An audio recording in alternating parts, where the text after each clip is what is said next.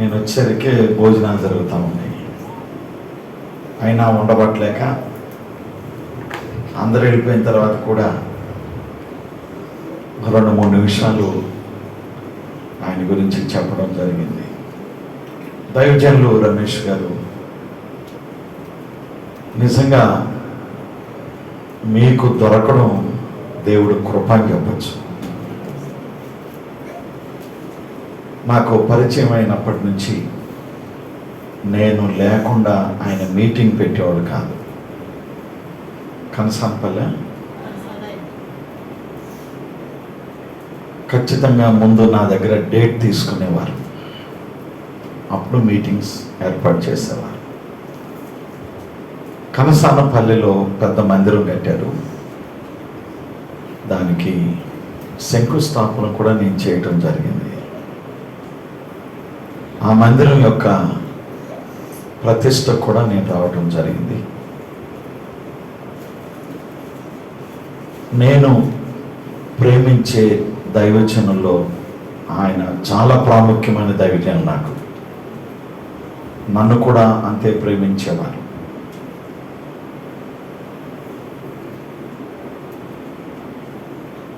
ప్రార్థనా పరులు, ఒక గొప్ప పరిశుద్ధుడు మన మధ్యలో లేకపోవటం చాలా విచారకరం. ఒక భయంకరమైన కొదువ. కానీ యేసయ్య మన మధ్యలో ఉన్నాడు.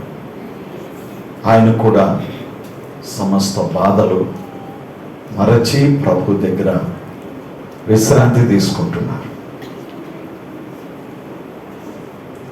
నేను చాలా సంవత్సరాల నుంచి ఇక్కడికి వస్తూనే ఉన్నాను. నేను మొదట్లో ఇక్కడికి వచ్చినప్పుడు బస్తాలు మామిడికాయలు కూడా ఇచ్చి పంపించేవారు. నాకు అన్నీ బాగా గుర్తు. ఏ ఒక్క వ్యర్థమైన మాట ఆయన నోటి నుంచి వచ్చేది కాదు. మంచి ఆత్మీయుడు. మన సంస్థ నాయకులు నోయల్ సామ్యుల్ గారు కూడా ఆయనని బహుగా ప్రేమించే వ్యక్తి.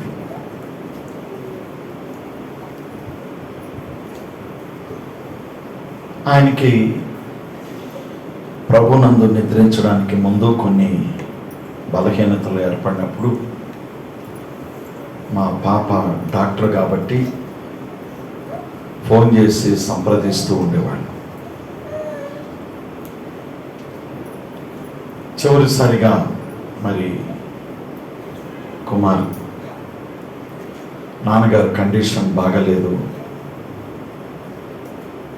అని చెప్పినప్పుడు మరి గుంటూరులో చేర్పించడానికి ప్రయత్నించాను. మా పాప ఆ రోజు హాస్పిటల్ వెళ్ళలేదు. ఆమె గుంటూరులో నరాల డాక్టర్. కానీ కుమార్ చెప్పాడు, మా నాన్నగారిని అక్కడికి తీసుకెళ్తున్నాం అని చెప్పినప్పుడు మా పాప అక్కడ కొంతమంది ప్రొఫెసర్స్ ఉన్నారు. మా పాప కింద వాళ్ళకి ఫోన్ చేసి చెప్పింది. సరే, దైవజనులని అక్కడికి తీసుకెళ్ళిన తర్వాత డాక్టర్స్, ఆ ప్రొఫెసర్లు అందరూ ఆయన్ను చెక్ చేశారు కదా. చెక్ చేసి మా పాపకి ఫోన్ చేశారు. మేడం, ఈయన ఇంకా 1 గంటే ఉంటారు, గంటకు మించి ఉండరు అని మా పాపకు ఫోన్ చేశారు. మా పాప నాతో చెప్పింది, డాడీ ఇలా డాక్టర్ చెప్పారు. ఆ విషయం కుమార్కి చెప్పలేక తల్లడిల్లిపోయాను. ఆయనకి చెప్పలేక నోయల్ గారికి చెప్పాను. మన మధ్యలో రమేష్ గారు 1 గంటే ఉంటారండి, తర్వాత ఆయన లోకాన్ని విడిచిపెడతారు అని చెప్పినప్పుడు ఆయన కూడా చాలా ఫీల్ అయ్యారు. అన్నట్టుగానే కొద్ది గంటల్లో ఆయన మనలందరినీ విడిచి పోయిన సంవత్సరం ప్రభు దగ్గరికి వెళ్ళారు. చాలా విచారకరం.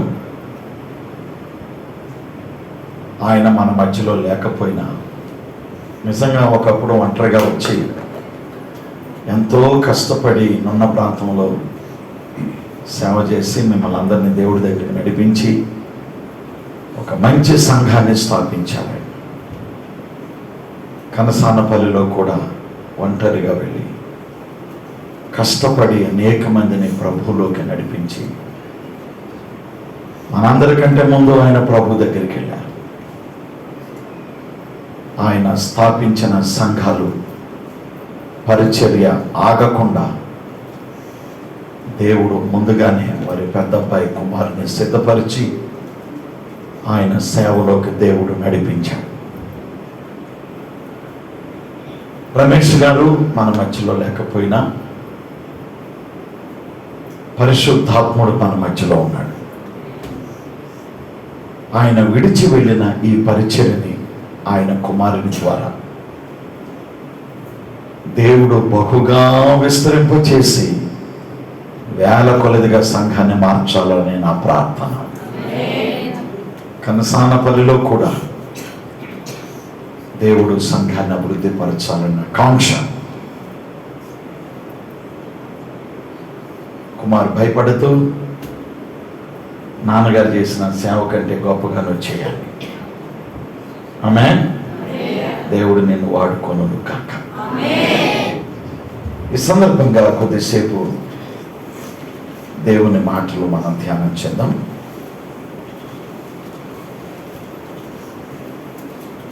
హెబ్రీయులకు రాసిన పత్రికకు ముందు ఒక పత్రిక ఉంటుంది, ఫిలోమోనుకు రాసిన పత్రిక.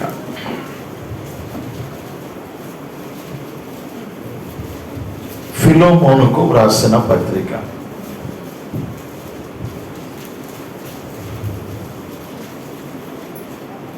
ఆ పత్రికను మీరు తెరిచి పట్టుకొని ఉంచండి. 199వ పేజీ, 199వ పేజీ. చాలా చిన్న పత్రిక ఇది. కుమార్ గారు నాకు టైం చెప్పాడు, ఆ టైం ప్రకారం ముగిస్తాను. ఒక 5-10 నిమిషాలు లేట్ అయినా కంగారు పడకండి.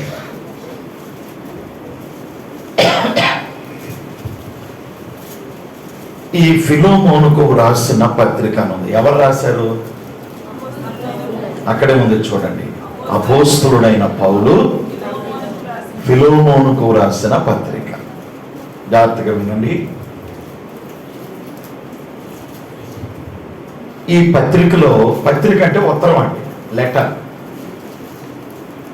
పౌలు అనే ఒక దైవజనుడు వేరే చోట నుండి ఈ ఫిలోమోను అనే ఒక వ్యక్తికి ఒక ఉత్తరం రాశాడు. దాన్నే పత్రిక అంటారు.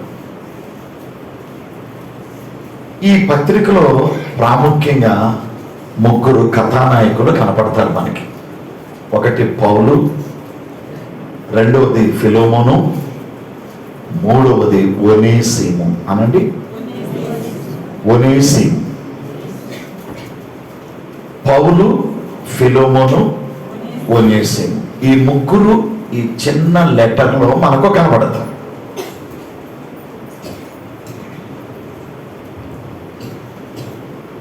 ఫిలోమోను అనే ఒక వ్యక్తి మంచి ధనవంతుడండి.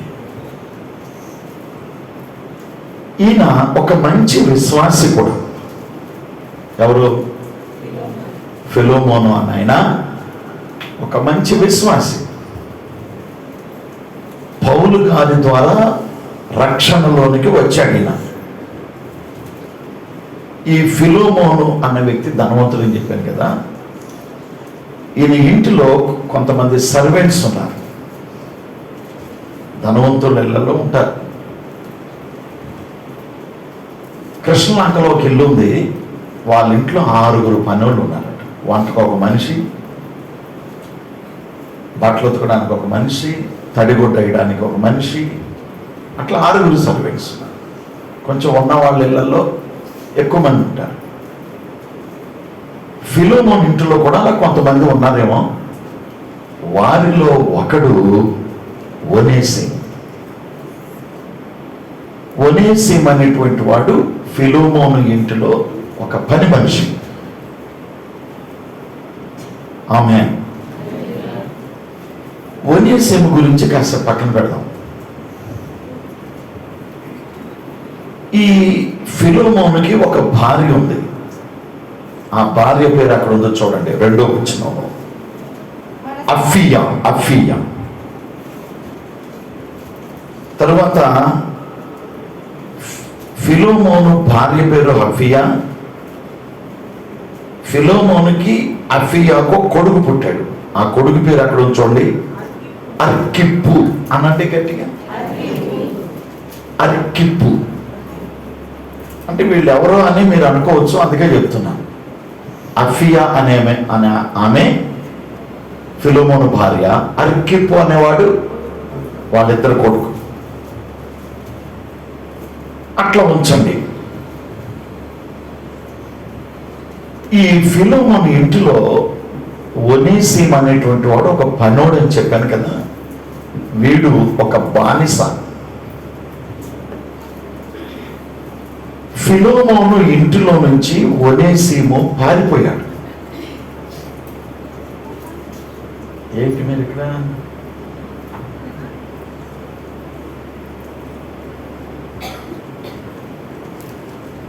ఒనేసిము అనేటువంటి వాడు ఫిలోమోను ఇంటిలో ఒక పని మనిషి, ఒక బానిస, ఒక దాసుడు.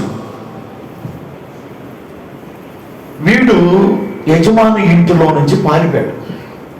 సహజంగా ఎందుకు పారిపోతారండి?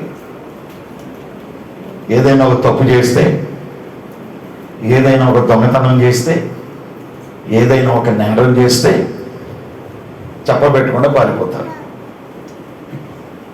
వీడు పారిపోయి ఎక్కడికి వెళ్ళాడు అంటే ఇటలీ దేశానికి వెళ్ళాడు. ఇటలీ దేశంలో రోమ్ అని ఒక సిటీ ఉంది. చాలా పెద్ద సిటీ అది. ఇటలీ దేశం అంటే మీకు అర్థమైందా? సోనియా గాంధీ గారు ఊరు. ఆ దేశంలో అప్పట్లో క్యాపిటల్ సిటీ రోమ్. మన దేశానికి రాజధాని ఏంటి? ఢిల్లీ. అప్పట్లో ఇటలీ దేశానికి రాజధాని రోమ్. రోమ్ పట్టణంలో పెద్ద జైలు ఉంది. పౌలు గారు ఆ జైల్లో ఉన్నాడు. ఒక పెద్ద దైవజనుడు జైల్లో ఉండడం ఏంటి అని మీరు అనుకుంటున్నారా? తప్పు చేసి పౌలు గారు జైలుకి వెళ్ళాల, నేరం చేసి జైలుకి వెళ్ళాల. ఈయన యేసు ప్రభువుని గురించి బోధిస్తున్నాడు, సువార్త చెబుతున్నాడు, క్రీస్తును గూర్చి ప్రకటిస్తున్నాడు. అది గిట్టని మతోన్మాదులు, మత ఛాందసవాదులు లేనిపోయిన నేరాలను మోపి ఆయన్ను శిక్షించి తీసుకెళ్ళి ఎక్కడేశాడు? జైల్లో పడేశాడు. ఎక్కడ జైలు? రోమ్ పట్టణంలో ఉన్న జైల్లో వేశాడు.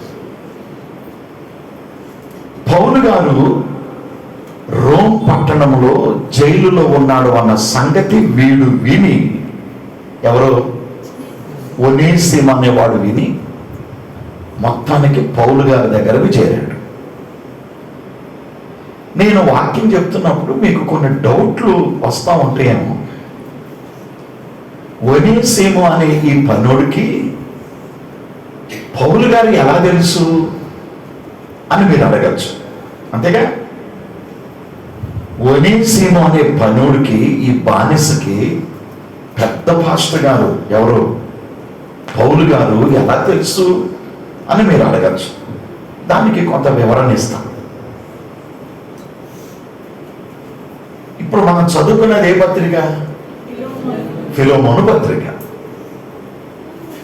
పౌలు గారు ఈ ఫిలోమోను అనే ధనవంతుడికి యేసు ప్రభువుని గురించి బోధించి చెప్పటం వల్ల యేసు ప్రభు మీద నమ్మకం కలిగి ఫిలోమోను యేసయ్యను నమ్ముకున్నాడు, బాప్తిసం పొందాడు, మంచి విశ్వాసిగా మారిపోయాడు, దేవుని బిడ్డగా మారిపోయాడు.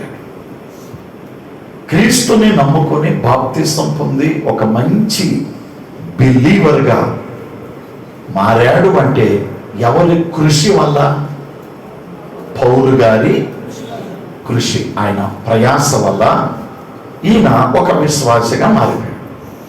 బాగా వినండి, బాప్తిస్మం ఇచ్చిన తర్వాత పాస్టర్ గారు విడిచిపెట్టరు కదా, అప్పుడప్పుడు వారి గృహాలకు దర్శిస్తుంటారు. పాస్టర్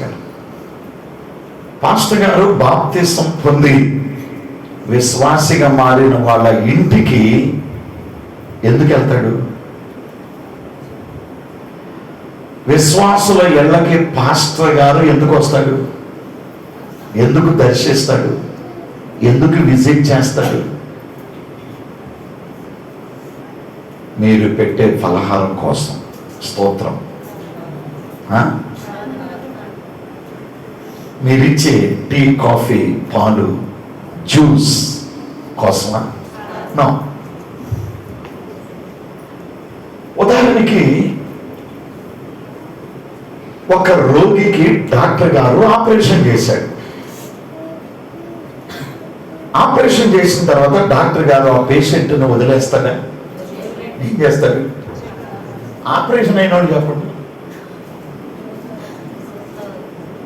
వెంటనే అసిస్టెంట్ డాక్టర్స్ని పెడతాడు, జాగ్రత్తగా చూస్తామని. ఏదైనా ప్రాబ్లం అయితే నాకు కాల్ చేయండి అంటాడు కదా. అసలు ఆయన మరుసటి రోజు ఉదయమే వచ్చి ఆ పేషెంట్ని విజిట్ చేస్తాడు. ఆపరేషన్ చేసిన ఆయన మళ్ళీ సాయంత్రం వస్తాడు. అట్లా కొన్ని రోజులు పేషెంట్ని 9 రోజులు 11 రోజులు వారి యొక్క పరిస్థితిని బట్టి హాస్పిటల్లో పెట్టుకుని రౌండ్స్ వేసి ఆ పేషెంట్ స్థితిగతులు తెలుసుకుంటూ ఉంటాడు. నొప్పిగా ఉందా? వెంటనే టాబ్లెట్ రాస్తాడు. తిన్నా జరుగుతుందా? దానికి ఒక రాస్తాడు. ఏమన్నా ప్రాబ్లం ఉందా? ఉందండి అని రాస్తాడు. అలాగే పాస్టర్ గారు కూడా బాప్తిస్మం ఇచ్చిన తర్వాత సాతాను శోధన ఉంటుంది, స్నేహితుల శోధన ఉంటుంది, బంధువుల శోధన ఉంటుంది. ఎందుకు నమ్ముకున్నావు రా బాబు? నువ్వు ఎందుకు వెళ్తున్నావు చర్చికి? ఎందుకు బాప్తిస్మం పొందావు? యేసు ప్రభు నీకేం చేశాడు మేలు? కమ్ బ్యాక్, వెనక్కి వచ్చే అని వెనక లాగడానికి ప్రయత్నం చేస్తుంటాడు. అందుకని ఎక్కడ పడిపోతారో, సైతాను చేతిలో ఎక్కడ చిక్కుకుంటారో అని మీ గృహాలకు వచ్చి మిమ్మల్ని బలపరుస్తూ ఉంటాడు దైవజనుడు. వాక్యం చెప్పి మీరేమన్నా సమస్యలు చెప్తే ఎవరికి తెలియకుండా ఇంటికి వచ్చి తన గదిలోకి వెళ్ళి దేవుడికి మొరపెడతాడు మీ సమస్యల కోసం.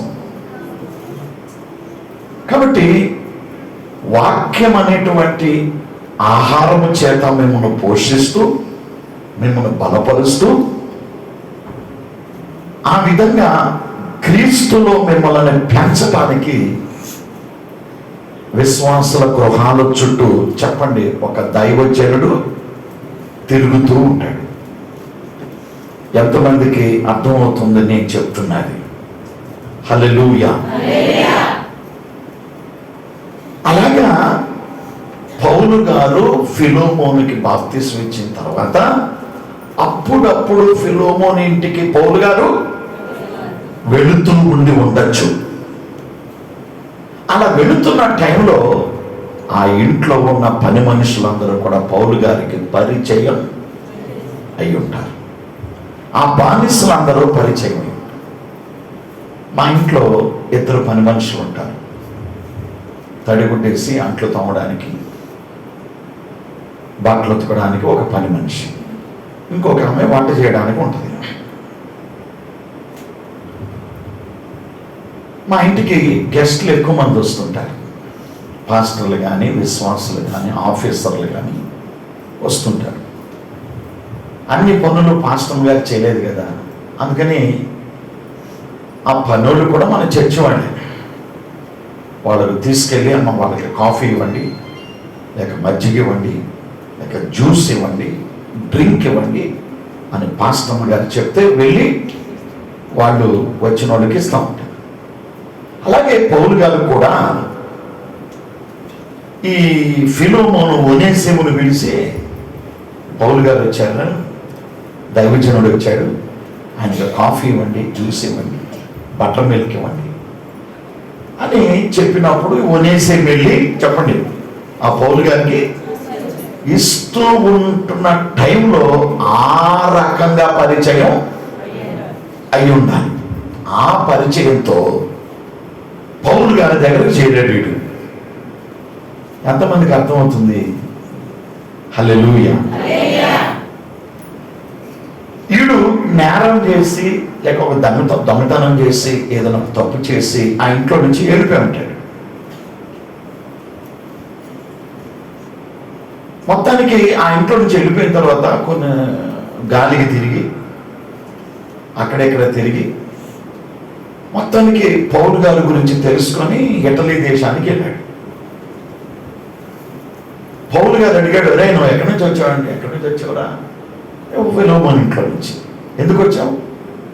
ఆడు చెప్పుంటాడు, ఇంకా పొరపాటున తప్పులు జరిగినాయి, మన అయ్యగారు ఫిలోమోను మా ఓనరు మా యజమాని ఏమన్నా అంటాడేమో.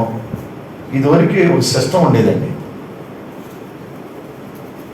కాళ్ళు చేతులు వెర్రగొట్టేవాడు యజమానులు బానిసని. వారికి చంపేసే అధికారాలు కూడా ఆ రోజుల్లో ఉండేవి యజమానుడికి. అందుకని కాళ్ళు చేతులు ఎక్కడ నరికేస్తాడో చంపేస్తాడో అని భయపడి నేను బయటకు వచ్చేసాను సార్, మీ గురించి నేను విన్నాను, ఇక్కడ ఉన్నారని, అందుకే మీ దగ్గరికి వచ్చానన్నాడు.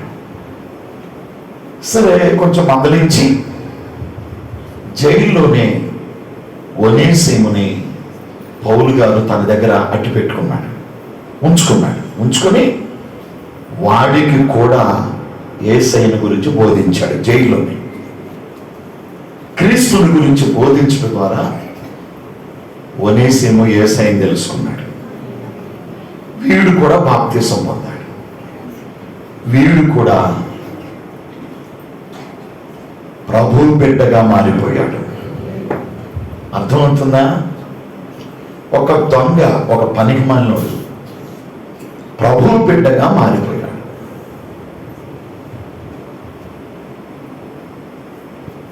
మారిన తరువాత వాడిని కొద్ది కాలం తన దగ్గరే అట్టు పెట్టుకొని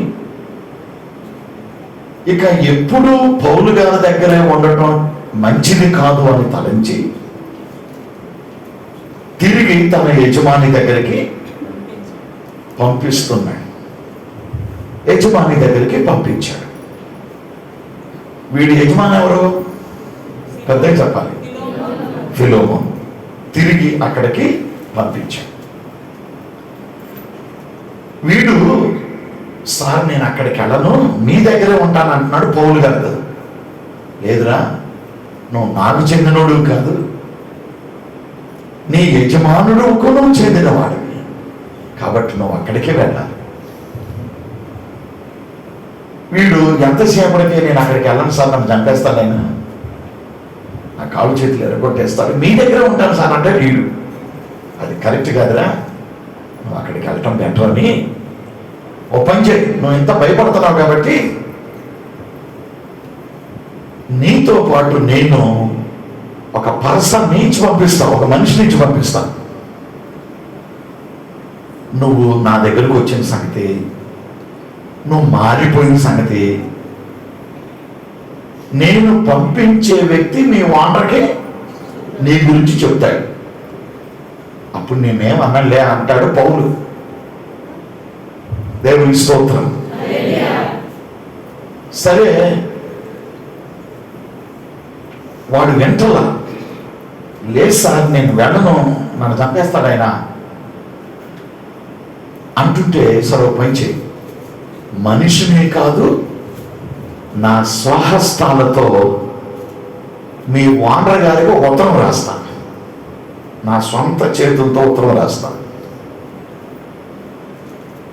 ఉత్తరం నీతో పాటు ఒక మనిషిని, ఈ రెండింటిని నీతో పాటు పంపిస్తాను. ఈ ఉత్తరం చూస్తాడు, నువ్వు నా దగ్గర ఉన్న సంగతి, నువ్వు మారిపోయిన సంగతి, నేను నీతో పంపించే వ్యక్తి మీ ఓనర్తో మాట్లాడతాను. సరే సరే మొత్తానికి ఒప్పుకున్నాడు. ఇక పౌలు గారు చెప్పినట్టుగా ఒనేసిముని ఆ వానర్ దగ్గరకు పంపించేస్తున్నాడు, ఫిలోమోన్ దగ్గరికి. ఒనేసిముతో కూడా పౌలు గారు ఒక వ్యక్తిని పంపాడు. ఆ వ్యక్తి పేరు చెప్తారు ఎవరన్నా?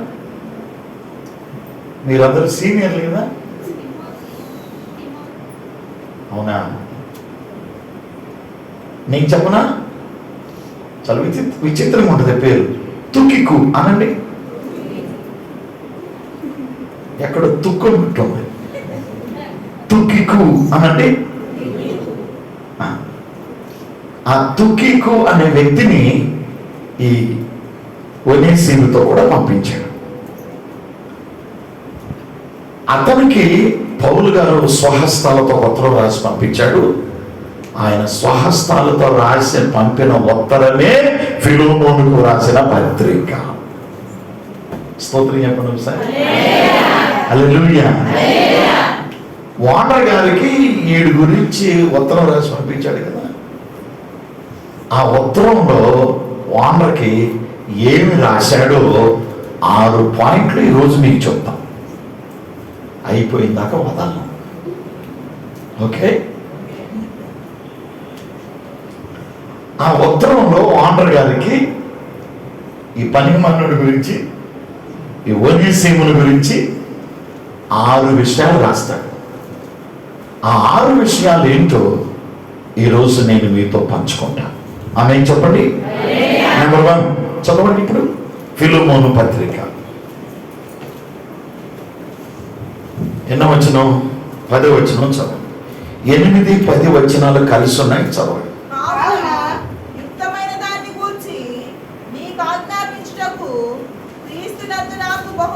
కలిగి ఉన్నను వృద్ధుడను ఇప్పుడు క్రీస్తు యేసు కలిగినై ఉన్న పౌలను నేను ప్రేమను బట్టి వేడుకొంట మరి మంచిదనుకొని నా బంధకములలో నేను కనిన నా కుమారుడకు ఒనేసిము కోసము నిన్ను వేడుకొనుచున్నాను. ఎవరిని వేడుకుంటున్నాడు పౌలు?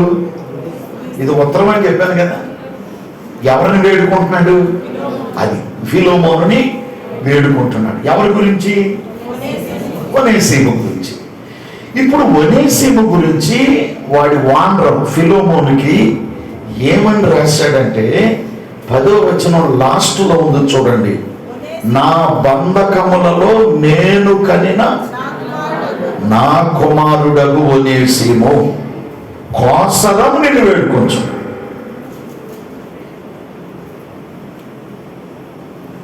ఇప్పుడు నా వైపు చూడండి. ఒనేసిమును ఉద్దేశించి ఫిలోమోనుకి ఏమని రాశాడు? ఒనేసిము ఈజ్ మై సన్, నా కుమారుడు అని రాశాడు. నిజమే కదా. నా బంధకములలో నేను కనిన నా కుమారుడు. బంధకాలు అంటే ఏంటి? జైల్లో ఉండి ఆయనకు సువార్త యేసయ్య గురించి చెప్పి ఆత్మీకముగా కన్నాడు. ఆధ్యాత్మికంగా ఒనేసిముని కన్నాడు పౌలు. అంటే యేసు ప్రభుని గురించి చెప్పి మారు మనసులోకి నడిపించి అతనికి బాప్తిసం ఇచ్చి కొద్ది కాలం తన దగ్గర పెట్టుకుని ప్రభువులో పెంచాడు తండ్రి లాగా. ఎవరు? పౌలుగా. ఎవరిని? ఒనేసిము. ఇప్పుడు నా కుమారుడు అని ఉపయోగించాడు. అంటే ఇప్పుడు ఒనేసిముకి పౌలు గారు ఏమవుతాడు? పెద్దలు చెప్పాలన్నాడు, తండ్రి. ఒనేసిముకి పౌలు గారు తండ్రి అవుతాడు. పౌలు గారికి ఒనేసిము కుమారుడు అవుతాడు. అన్నారు కదా, నా కుమారుడు అన్నాడు. అంటే క్రీస్తులోకి నడిపించిన, ఆధ్యాత్మికంగా పెంచుతున్న ఆత్మీయ తండ్రి పౌలు. మనకి 3 తండ్రులు ఉన్నారు తెలుసా? 1 పరలోకపు తండ్రి, 2 జన్మనిచ్చిన తండ్రి, 3 ప్రభువులోకి నడిపించిన తండ్రి. నేను ప్రశ్న ఇచ్చా, నేను ఇప్పుడు ఇక్కడ ప్రసంగం చేస్తున్నాను కదా, నేను మీకేమవుతాను?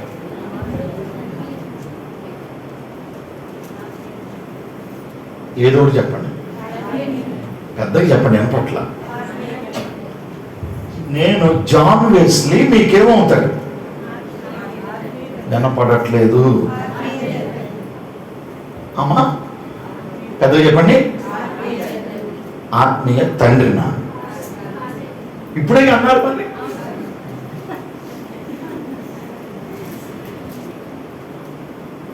నేను మీకు తండ్రిని కాను. నేను మీకు తండ్రిని ఎలాగవుతాను? ఏ అధికారంతో మీకు తండ్రిని అవుతాను? రాత్రి ఒక ఆయన వచ్చాడా? ఎవరు? రాత్రి ఒక ఆయన వచ్చాడు, ఇప్పుడు నేను వచ్చా. రేపు కూడా ప్రార్థన ఉందా? రేపు ఇంకొక ఆయన వస్తాడు. ఎల్లుండి కూడా ఉందా? ఎల్లుండి ఇంకొక ఆయన వస్తాడు. అవతల ఎల్లుండి ఉందా? అప్పుడు కూడా ఇంకొక ఆయన వస్తాడు. సంవత్సరం పొడుగుతో వస్తానే ఉంటారు, పోతా ఉంటారు. వచ్చేవాడు అందరు తండ్రులు అవుతారా? మరి నేనేమవుతానంటే ఆత్మీయ తండ్రి అంటే పెట్టి. రాత్రి వచ్చిన ఆయన మీకు తండ్రి అవడు, నేను మీకు తండ్రి అవను. ఇంకా 3 రోజులు దొరుకుతాయి. రోజుకు ఒకడు వస్తారు, వచ్చేవాళ్ళందరూ మీకు తండ్రులు అవరు. మరి వచ్చిన వాళ్ళందరూ ఎవరు? నేను, రాత్రి, రేపు ఎల్లుండి వచ్చేవాళ్ళు, వీళ్ళందరూ మీకు ఏమవుతారు తెలుసా? తండ్రులు ఎవరు? గుర్తెట్టుకో, ఉపదేశకులు అవుతారంతే. ఆమె మీకు ఒక విషయం చెప్పనా? 10,000 మంది మీకు ఉపదేశకులు ఉన్నను, తండ్రులు మాత్రం అనేకులు ఉండరు. తండ్రి అక్కడే ఉంటాడు. ఆ తండ్రి కీర్తిశేషులు రమేష్ అయ్య గారు. ఆ తర్వాత ఆయన కుమారుడు. మాలా అంటోళ్ళు 10,000 మంది వస్తున్నా వాళ్ళు మీకు తండ్రులు. ఈ విషయం జాన్ వెస్లీ కాదు చెప్పేది, బైబిలే చెప్పింది. చదువుతారా? 1 కొరింథీ పత్రిక 4వ అధ్యాయం. త్వరగా నాకు చదివి హెల్ప్ చేయండి. 1 కొరింథీ 4వ అధ్యాయం 15వ వచనం చదవండి. చూచారా? క్రీస్తునందు మీకు ఉపదేశకులు 10,000 మంది ఉన్నాను. అంతే అంతే. మాలాంటోళ్ళు 10,000 మంది ఉన్నా తండ్రులు అనేకులు లేరు. ఎస్, తండ్రి ఒక్కడే ఉంటాడు.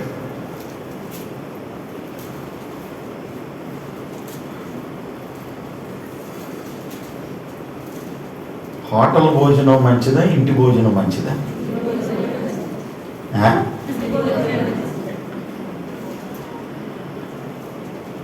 అమ్మా నాన్న వండి పెట్టే భోజనమే శ్రేష్టమైంది. ఆమె నా పిల్లలు ఆరోగ్యంగా ఉండాలి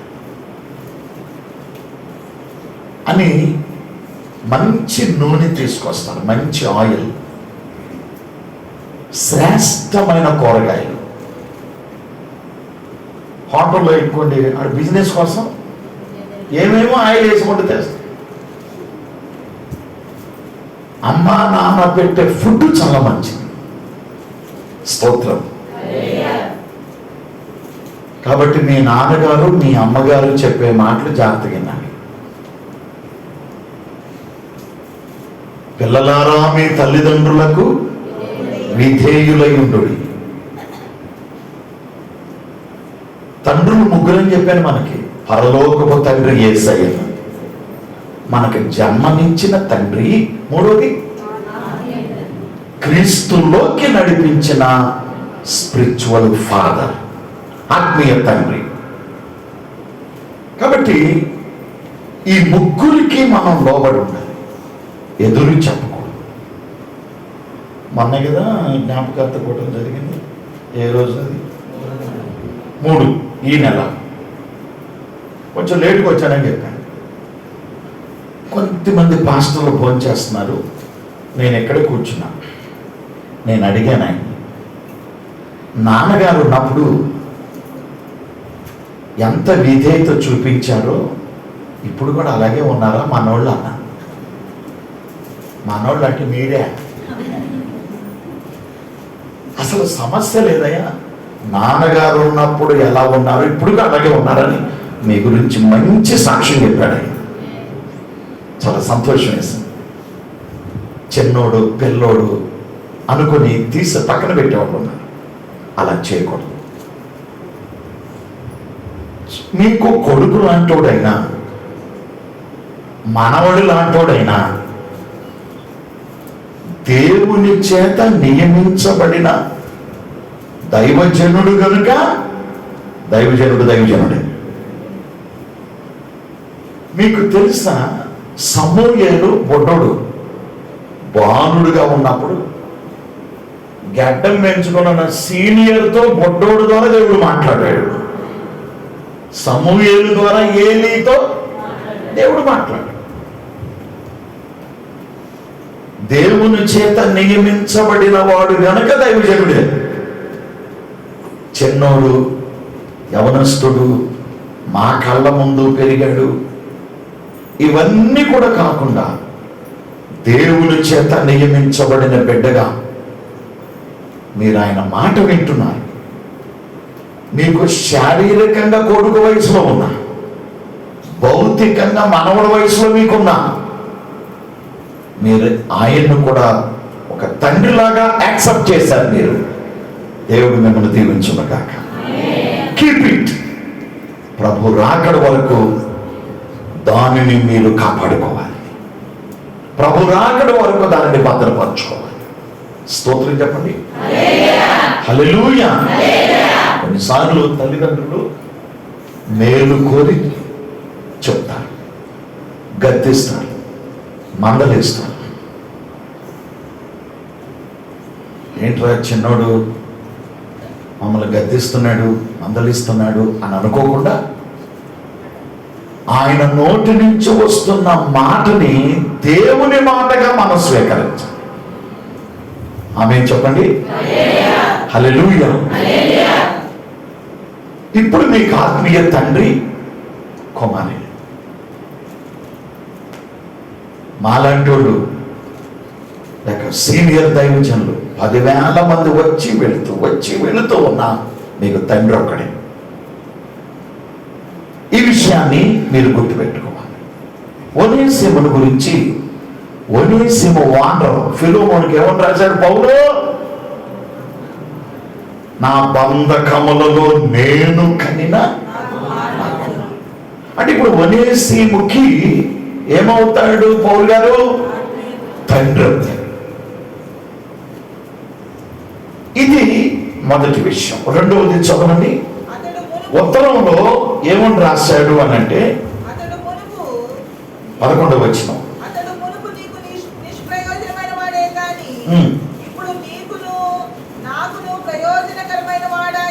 చాలు. ఇప్పుడు నీకును నాకును ప్రయోజనకరమైన వాడాయాడు. ఉత్తరం ఎవరికి రాశాడు అది గుర్తుపెట్టుకోవాలి మనం. అంటే ఇటు వానర్కి. మీకు చిత్రం ఏంటంటే ఫిలోమోను పౌలు గారి కుమారుడే, ఏసీము కూడా ఆత్మీయ కుమారుడు. వీళ్ళిద్దరు ఒకప్పుడు వీడు నిష్ప్రయోజకుడు, ఇప్పుడు నీకు నాకు ప్రయోజనకరుడయ్యాడు అంటే దాని అర్థం ఏంటి? ఒకప్పుడు వీడు అప్రయోజకుడు, నిష్ప్రయోజకుడు. కానీ ఇప్పుడు ఏమయ్యాడు తెలుసా? అరే బాబు, నీకు ఫిలోమోనుకు చెప్తున్నాడు, నీకు నాకు, మరి ముఖ్యంగా యేసు ప్రభు కూడా ప్రయోజకుడిగా మారిపోయాడు రా బాబు ఈయన అని ఒక అద్భుతమైనటువంటి విషయాన్ని వాండర్కి ఉత్తరంలో పెట్టాడు. దేశం ఎవరైనా సరే యేసయ్య చేతిలో పడితే నిష్ప్రయోజకులందరూ కూడా ప్రయోజకులుగా మారిపోతారు. మన ప్రభు అలా మార్చేస్తాడు. పనికిరానోళ్ళు, వీడు వేస్ట్ అని తల్లిదండ్రులు సమాజం అనుకుంటుందే, అలాంటి వాళ్ళందరినీ యేసయ్య చేతిలో గనక పడితే యేసయ్య వారిని ప్రయోజకులుగా, ఉపయోగస్తులుగా మార్చేస్తాడు. ఒకప్పుడు వీడు పనికిరాను, ఆమె అప్రయోజకుడే, పనికి మాలిన వాడే పనికొచ్చేటట్టు అయ్యాడు. ఇప్పుడు ప్రయోజకుడయ్యాడు. మీకు ఒక విషయం చెప్తాను. కొంతమంది ఒక ఓడలో ప్రయాణం చేస్తున్నారు. ఆ ఓడకి ఏమైందో, ఓడ బద్దలైపోయింది, అందరూ మునిగిపోతున్నారు. ఒక వ్యక్తి ఈత కొట్టుకుంటూ సముద్రంలో కష్టపడి ఎట్టకేలకు ఒక ద్వీపం దగ్గరకు చేరాడు. సముద్రం మధ్యలో ద్వీపాలు ఉంటాయి కదా. అండమాన్ ఎంతమంది తెలుసు? అండమాన్ దీవులు చదువుకొని ఉంటారు కదా. నేను అండమాను 2 సార్లు వెళ్ళాను. మద్రాసు నుంచి 2.5 గంటలు జర్నీ విమానంలో. మహిళ సామ్యుల్ గారు, జాన సుందరరావు గారు తెలుసా? జాన సుందరరావు గారు తెలుసా? ఆయన ఇంకొక ఇద్దరు, మేమందరం కలిసి 5 రోజులు మీటింగ్స్కి ఒకప్పుడు వెళ్ళాం. కరోనా ముందుకు కూడా ఒకసారి వెళ్ళొచ్చా నేను మీటింగ్స్కి, అక్కడ ప్రసంగం చేయడానికి. కాబట్టి నాకు ఆ ల్యాండ్స్ తెలుసు. ఆ ద్వీపాలు సముద్రం మధ్యలో ఉంటుంది. చెన్నై నుంచి, మద్రాసు నుంచి 2.5 గంటల విమానంలో, ఓడలు అయితే 3 రోజులు పడుతుంది. ఆ విధంగా కొన్ని ద్వీపాలు సముద్రం మధ్యలో ఉంటాయి. వీడు ఈత కొట్టుకొని సముద్రం మధ్యలో ఉన్నటువంటి ఒక ద్వీపానికి చేరాడు. ప్రాణాలు దక్కించుకున్నాడు. అప్పుడు ఆ ద్వీపంలో ఉన్న వాళ్ళు పాపం వీడిని చలికి ఒడిగిపోతా ఉన్నాడు. చేర్చుకొని మంట పెట్టి వాడికి వేడి పుట్టించి, ఆ ద్వీపంలో ఉన్న వాళ్ళు కొద్దిగా వాడికి దుస్తులు, బట్టలు కూడా ఇచ్చారు. వాడు తెప్పరిల్లి బాగా తినేసి కాస్త రెస్ట్ తీసుకొని ఈ ద్వీపం అంతా ఎలా ఉందో చూద్దామని షికారుగా బయలుదేరాడు. ఒకసారి ఆ ద్వీపం చూద్దామని. కొంతమంది ఆ ద్వీపంలో ప్రార్థన చేసుకుంటున్నారు, పాటలు పాడుకుంటున్నారు, యేసయ్య పాటలు, యేసయ్యకి ప్రార్థన. అక్కడక్కడ కొన్ని గుంపులు చేసుకుంటా ఉన్నాయి. వీడు మొత్తం ఆ ద్వీపం అంతా తిరిగొచ్చి ఒక చోటకు చేయాలంటాడు. ఎక్కడో ఉన్న వాళ్ళందరికీ మతం ఇచ్చి పట్టింది అనేసాడు. నా చోట ఉండొచ్చు కదా. వీడు మొత్తం చూసి వీడికి మతం ఇచ్చి పట్టింది అన్నాడు. అంటే వీడు మతం మాది అన్నమాట, మత ఛాందస్వాది. యేసు ప్రభు అంటే గట్టిదేవికి. అవునా? అప్పుడు ఆ ద్వీపానికి ఒక నాయకుడు ఉంటాడు కదా, నాయకుడు. వాళ్ళందరూ కలిసి వాళ్ళ నాయకుడి దగ్గర తీసుకెళ్ళాడు. వీడు ఇటు మాట్లాడుతున్నాడు. అప్పుడు ఆ నాయకుడు అన్నాడు, రే, కొన్ని సంవత్సరాల క్రితం ఒక పాస్టర్ గారు, రమేష్ గారు నన్ను వచ్చినట్టుగా ప్రాణాలు తెగించి ఒక పాస్టర్ గారు మా ద్వీపానికి వచ్చాడ్రా. మేము ఎవరమో తెలుసా? నరభక్షకులు. ఉన్న పాటని పీకు తినే టైపు నాది మనిషిని. ఇప్పటికేనండి అండమాన్ దీవుల్లో నరభక్షకులు ఉన్నారు. వాళ్ళని జంగిల్స్ అంటారు. అండమాన్ సిటీ నుంచి 100-150 కిలోమీటర్ల లోపలికి వెళ్తే రోడ్ల మీదకి వస్తారు. అడవుల్లో నుంచి వాళ్ళకి బట్టలు ఉండవు.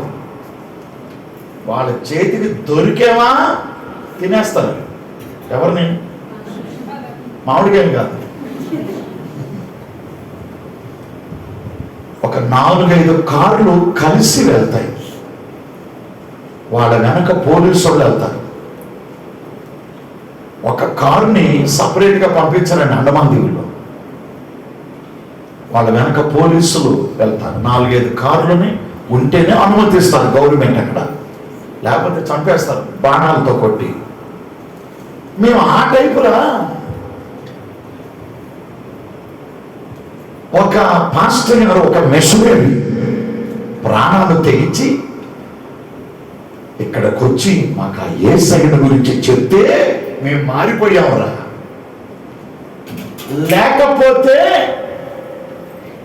ఇక మాట్లాడినంతసేపు నీ ఎముకలు కూడా దొరికే కాదురా అన్నారట వాళ్ళ నాయకుడు. అంతే, నా బాలు పీల్చిపోయినట్టు పీల్చిపెట్టాడు. వాళ్ళు దగ్గరెట్టుకో, యేసు మమ్మను మార్చాడు. అది వాళ్ళ సాక్ష్యం. నేను ఎందుకు చెప్తున్నా తెలుసా? నరభక్షకులైన, రౌడీలైన, పనికిరానోడైన, అప్రయోజకులైన యేసయ్య చేతిలో పడితే ప్రయోజకులుగా నా యేసు మార్చేస్తాడంతే. దేవుని స్తోత్రం. గట్టిగా చప్పులు కొడుతూ దేవుని స్తుతిద్దాం.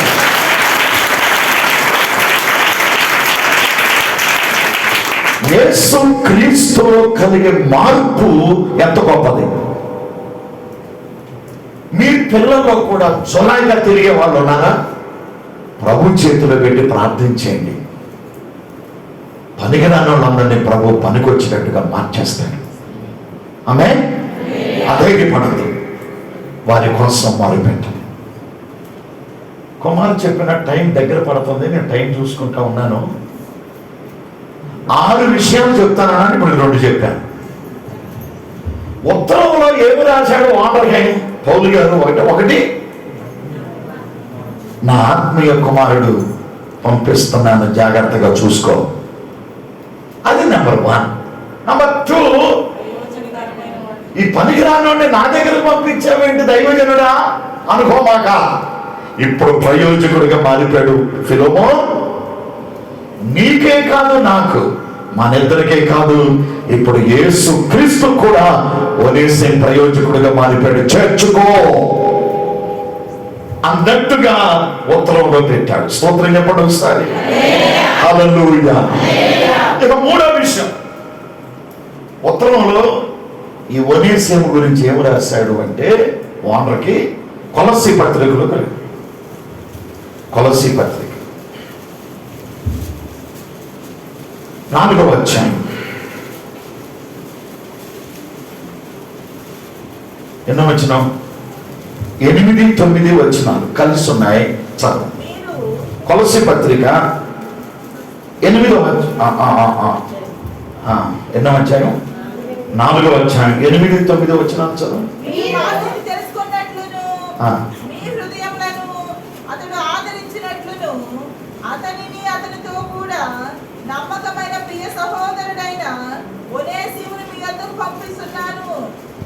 దొరికింది, ఆన్సర్ దొరికింది. ఫిలోమోనుకి ఉత్తరం రాస్తూ ఏమని రాస్తాడంటే, మీకు ఇంకో విషయం, 7వ వచనం కూడా చదవండి. 7వ వచనం,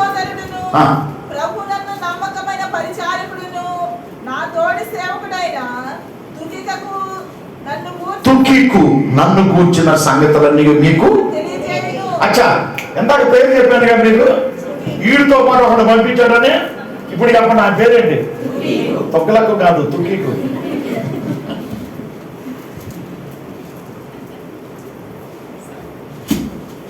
సరే, ఈ ఒనేసిముకి పౌలు గారు పేరు పెట్టాడు. ఇక్కడ జాగ్రత్త చూడండి, 8, 9 వచనంలో, మీరు మా స్థితి తెలుసుకున్నట్లు మీ హృదయములను అతడు ఆదరించినట్లు అతనిని అంటే ఎవరిని? తుకికుని.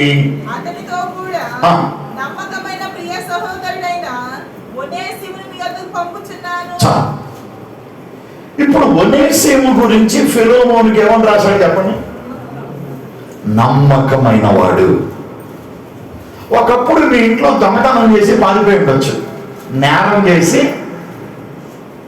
పరారై ఉండొచ్చు. ఫిలోమోను ఇప్పుడు ఒనేసిము దొంగ కాదు. ఆడు దొంగే, నేను కాదన్నాను, కానీ ఆడు మారిపోయాడు. ఇప్పుడు ఎంత మారిపోయాడంటే నమ్మకస్తుడుగా మారిపోయాడు.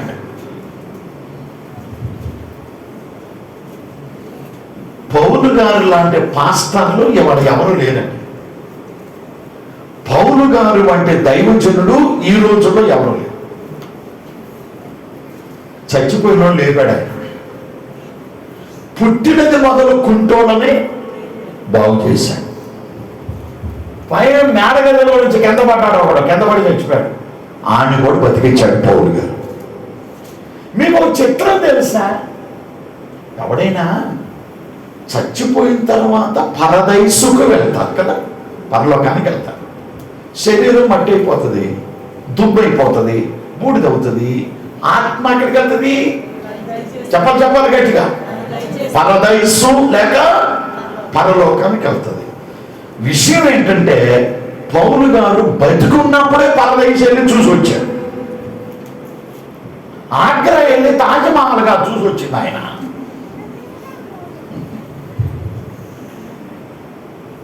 అండమాన్ వెళ్ళి జైలు కాదు చూసి వచ్చింది ఆయన. ఏసన్న గారు అండమాన్లో ఉందండి బ్రహ్మాండమైన జైలు. ఇప్పుడు అది మోతేసేసారు. ఆ జైలు చూసి వచ్చి అలా కట్టాడు చచ్చిన గోరంట్లలో. స్తోత్రం.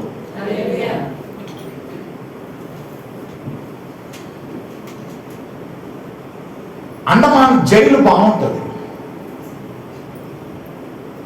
ఆ విధంగా కొంతమంది వెళ్ళి చూసి వచ్చినట్టుగా ఈయన బ్రతికి ఉన్నప్పుడే పరదైసుకెళ్ళి అన్ని చూసి వచ్చాడు. ఆయన ఏమంటాడు? 14 సంవత్సరాల కిందట ఒక మనుష్యుడిని నేను ఎరుగుదును, అతడు 3వ ఆకాశమునకు కొనుపోబడ్డాడు అన్నాడు. 14 సంవత్సరాల కిందట ఒక మనుషుని ఎరిగానంటే తన గురించే చెప్తాడు. ఎవరు? పౌలు గారు. అతడు 3వ ఆకాశమునకు కొనుపోబడ్డాను.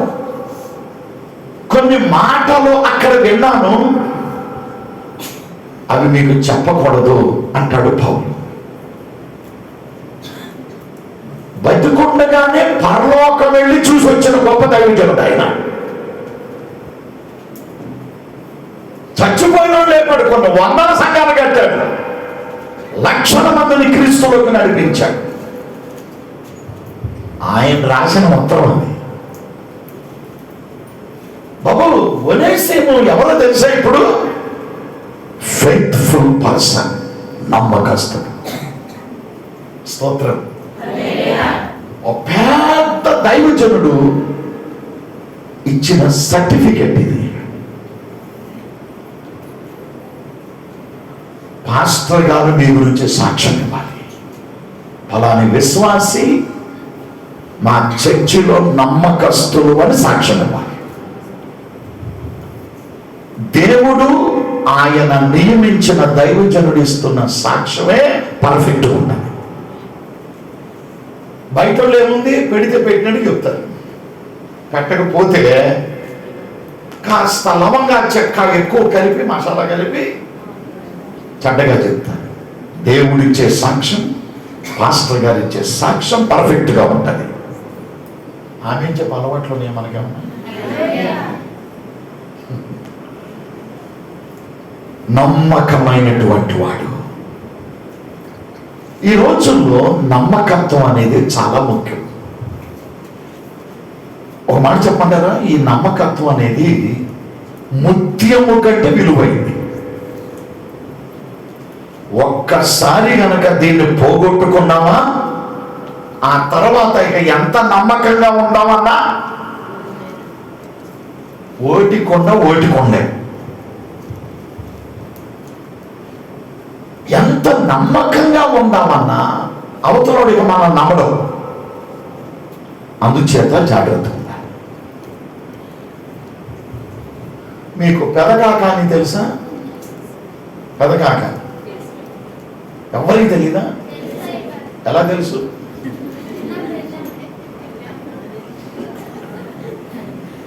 ఓకే, పాస్టర్ గారు, నేను ఇది ఒక పుస్తకంలో చదివాను, బైక్ మీద వెళ్తున్నాడు. వెళుతూ ఆయన ఒక షాపులో ఇంజిన్ ఆయిల్ కొనుక్కున్నాడు. ఇంజిన్ ఆయిల్ ప్యాకెట్ ఇస్తారు కదా, కొనుక్కొని ఒక మెకానిక్ దగ్గరికి వెళ్ళాడు. ఒక పాస్టర్ గారు పెదకాకంలో, గుంటూరు దగ్గర. బాబు, నా బండికి కొద్దిగా ఇంజిన్ ఆయిల్ మార్చు అని ప్యాకెట్ మెకానిక్ ఇచ్చి, ఈ పాస్టర్ గారికి ఎవరో తెలిసినోడు వస్తే ఇటు తిరిగి మాట్లాడుతున్నాడు. కాసేపటికి మెకానిక్ చెప్పాడు, సార్ ఆయిల్ మార్చేశాను అంటే డబ్బులు ఇచ్చి వెళ్తున్నాడు పాస్టర్ గారు. కొంచెం దూరం వెళ్ళగానే బండి ఆగిపోయింది. ఇప్పుడే కదా 3 లీటర్లు పెట్రోల్ కొట్టించాను. ఓహో, ఏమన్నా నలుసు అడ్డుపడిందేమో అనుకుని ఇంకొక మెకానిక్ దగ్గరికి వెళ్ళాడు. అప్పటికి 2 కిలోమీటర్లు వెళ్ళాడు. ఇక్కడ నుంచి ఈ మెకానిక్ దగ్గర నుంచి 2 కిలోమీటర్ల దూరం వెళ్ళాడు. ఆగిపోయింది. నలుసు ఏమన్నా అడ్డుపడిందేమో, ఇప్పుడే కదా 3 లీటర్లు పెట్రోల్ కొట్టించాను అని ఇంకొక మెకానిక్ దగ్గరికి వెళ్ళాడు. బాబు, ఇక్కడ బండి ఆగిపోయింది, ఇప్పుడే ఇంజిన్ ఆయిల్ కొని ఇంకొక ఆయన దగ్గర ఇస్తే మార్చేసి ఇచ్చాడు. 3 లీటర్లు పెట్రోల్ కొట్టించాను, ఎందుకు ఆగిపోయిందో తెలియట్లేదు, నలుసు ఏమన్నా అడ్డుపడిందేమో ఒకసారి చూడండి అని ఇంకొక మెకానిక్ ఇచ్చాడు పాస్టర్ గారు. ముందు ఆ మెకానిక్ ఏం చేశాడంటే, ఇంకొక మెకానిక్ ఆయిల్ ట్యాంక్ మూత తీసి చూశాడు. ఆయిల్ లేదు అక్కడ. సార్ పెట్రోల్ లేదండి, బండి ఎట్లా నడుస్తుంది అన్నాడు ఆయన. పెట్రోల్ లేదా? ఇప్పుడే 3 లీటర్లు కొట్టించాను. పెట్రోల్ లేదు సార్ అన్నాడు. ఎందుకైనా మంచిది ఇంజిన్ ఆయిల్ కొట్టుకోండి అన్నాడు. ఆ మెకానిక్ చూస్తే ఇంజిన్ ఆయిల్ కూడా లేదు, ఆయిల్ మట్టిగా ఉంది. అంటే విషయం ఏంటో, మొదటి మెకానిక్ ఇంజిన్ ఆయిల్ మార్చలేదు కదా, ఉన్న పెట్రోల్ కూడా తాగి పారేసాడు. ఈ పాస్టర్ గారికి చాలా బాధేసింది, ఎంత పని చేశాడని. ఇక ఆ ఊళ్ళో ఈ పాస్టర్ గారు కనపడ్డా వాళ్ళందరికీ చెప్పాడు, ఇంజిన్ ఆయిల్ కొని ఇంజిన్ మార్చరా నడిస్తే ఇంజిన్ ఆయిల్ మార్చలేదు కదా, ఉన్నది కూడా తాగేశాడు అని చెప్తే, ఇక ఎవరు కూడా ఆడింత మోసగాడా, మిమ్మల్నే మోసం చేశాడు దైవజనుడిగా, పాస్టర్ గారిగా, మీరెంత మంచోళ్ళు, ఇక్కడ ఇంత మోసం చేశాడు మిమ్మల్ని అని ఆడి దగ్గరికి వెళ్ళడం మానేశాడు. చివరికి ఆడు షాపే ఎత్తేసుకున్నాడు. చూసారా, నమ్మకత్వం పోగొట్టుకుంటే బిజినెస్ స్పాయిల్ అయిపోతాడు. ఎస్తారనో, భర్త దగ్గర భార్య కూడా నమ్మకంగా ఉండాలి, భార్య దగ్గర కూడా భర్త నమ్మకంగా ఉండాలి, తల్లిదండ్రుల దగ్గర పిల్లలు నమ్మకంగా ఉండాలి,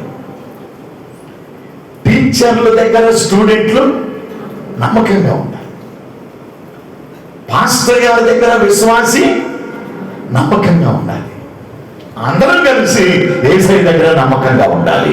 చెప్పండి కొట్టండి ఒకసారి.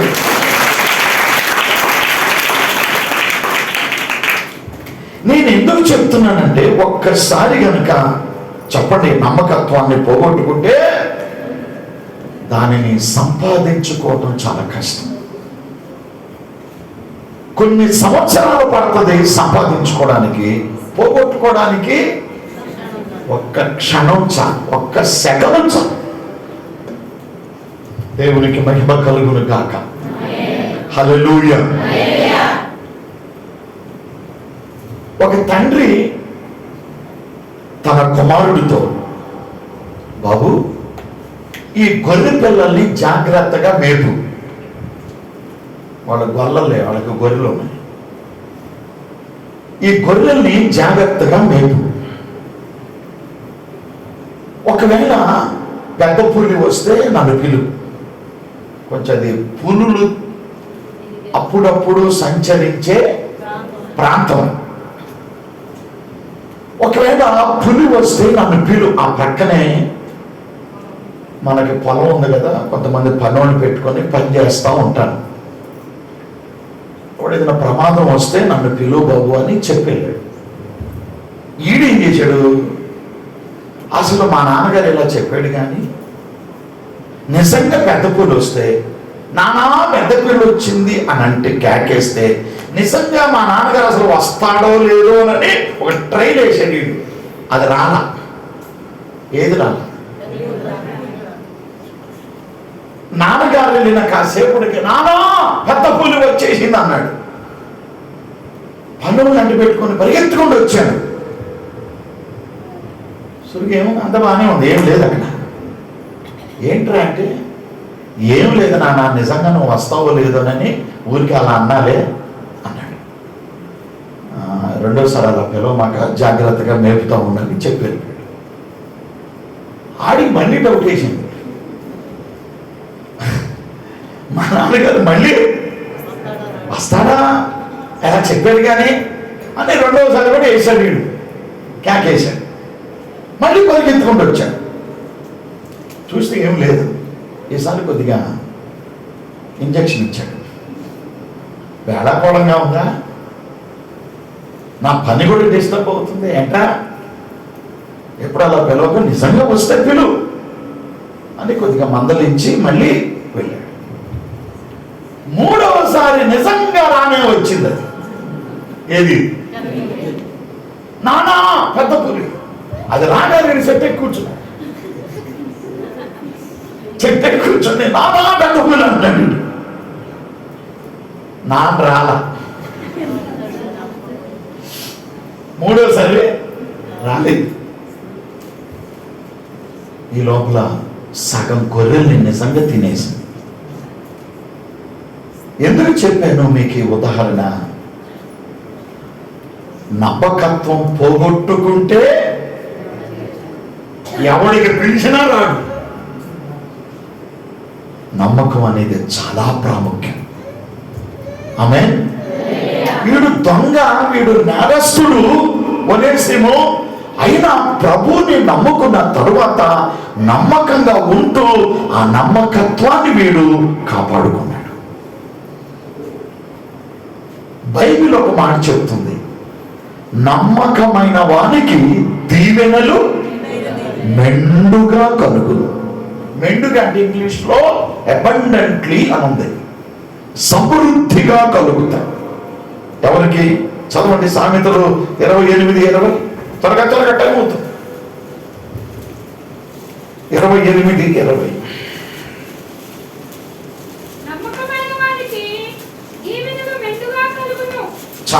నమ్మకమైన వానికి దీవెనలు మెండుగా కలుగును. సిస్టర్, బ్రదర్, నిజంగా దేవుడు మిమ్మల్ని ఆశీర్వదించాలి అంటే నమ్మకంగా ఉండాలి. రమేష్ గారు లేరు అని అటు ఇటు చూడకూడదు. స్థిరంగా ఒక మందిరంలో ఉండాలి. ఇక్కడ నేను పుట్టాను, ఇక్కడ దైవజనుడు ప్రయాసపడి నన్ను రక్షణలోకి నడిపించాను. ఇంకా నేను ఎవరి మాట వినకూడదు. ఈ రోజులోనండి రోడ్డుకు ఒక చర్చి మొదలవుతుంది, వీధికి ఒక చర్చి, కొత్త కొత్త వాళ్ళు వచ్చేస్తున్నారు. కంఠం చేతగాక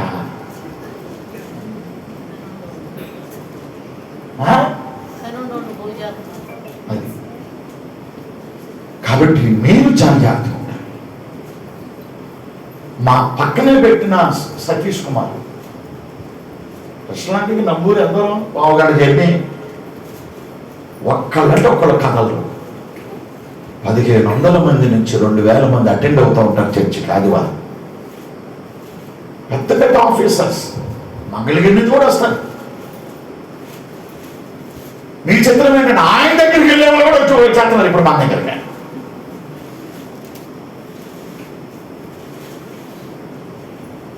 కాబట్టి చాలా నమ్మకంగా ఉండాలి. ఫెయిత్ఫుల్ అనేది చాలా ప్రాముఖ్యం. హల్లెలూయా. సంఘంలో ఇప్పుడు చూడండి, గోడ కట్టారు, ఇటుకలతోనే కట్టింది, లేక బ్రిక్స్ ఏదో ఒకటి పెట్టిన చోటే ఉంది రాయి. మొక్కలు కూడా నాటిన చోటే ఉంటాయి. మన అవయవం, మన శరీరంలో కూడా అవయవాలు ఉన్నాయా చెప్పండి. గుండె ఉంది, హార్ట్ ఉంది, కిడ్నీ ఉంది, లంగ్స్ ఊపిరితిత్తులు ఉన్నాయి. ఎంత పరిగెత్తినా, ఎంత హై జంప్ లాంగ్ జంపులు చేసినా అవయవాలు కదులుతాయా? మనం ఎగిరి దూరామనుకో, గుండె ఊడి కింద పడింది అనుకో. దేవుడు అంత గొప్పడు. దేవుడు పెట్టిన చోటే అవయవాలు ఉన్నట్టుగా, పెట్టిన చోటే రాయి ఉన్నట్టుగా, పెట్టిన చోటే మొక్కలు ఉన్నట్టుగా నువ్వు నాటబడిన సంఘములో స్థిరంగా ప్రభు రాకడ వరకు ఉండాలి. ప్రభు రాకడ వరకు ఉండాలి. దేవునికి స్తోత్రం. అలాంటి వాడికి దేవుడు దీవెనలు మెండుగా సమృద్ధికి ఇస్తాడు. మోషేని గురించి దేవుడు చెప్పాడు, నా ఇల్లంతటిలో, ఇల్లు అంటే ఏంటి? సంఘం. మోషేని గురించి ఇచ్చిన సాక్ష్యం ప్రభు మన గురించి కూడా చెప్పాడు. నా సంఘములో, నా ఇంటిలో ఫలాని బిడ్డ, చెప్పండి, నమ్మకమైన వాడు. లూకాసు వార్త 16:10 మిక్కిలి కొంచెములో నమ్మకంగా ఉండేవాడు ఎక్కువలోనూ నమ్మకంగా ఉంటాడు. ఆ మాట అక్కడ ఉంది, తర్వాత చూసుకోండి. లూకా 16:10 మిక్కిలి కొంచెములో నమ్మకంగా ఉండేవాడు, చెప్పండి, ఎక్కువలోనూ నమ్మకంగా ఉంటాడు. అబ్బో, నమ్మకాన్ని గురించి, నమ్మకత్వాన్ని గురించి బైబిల్లో చాలా విషయాలు ఉన్నాయి. చివరికి ఎఫెసు సంఘముతోనో దేనితోనో దేవుడు అంటాడు, మరణము వరకు నమ్మకంగా ఉండు, నేను నీకు జీవ కిరీటం ఇస్తాను. బైబిల్లో దేవునికి నమ్మకస్తులైన వాళ్ళ గురించి చాలా క్లియర్గా ఉంది. దేవుడు చెప్పాడు సాక్ష్యం. ఈరోజు మన గురించి కూడా చెప్పాలి. మనలో ఉన్న ఐపీసీ చర్చలో ఉన్న ప్రతి ఒక్కరి గురించి యేసు ప్రభు విట్నెస్ ఇవ్వాలి. ఎవరెవరో వచ్చి ప్రలోభాలు పెడతా ఉంటారు,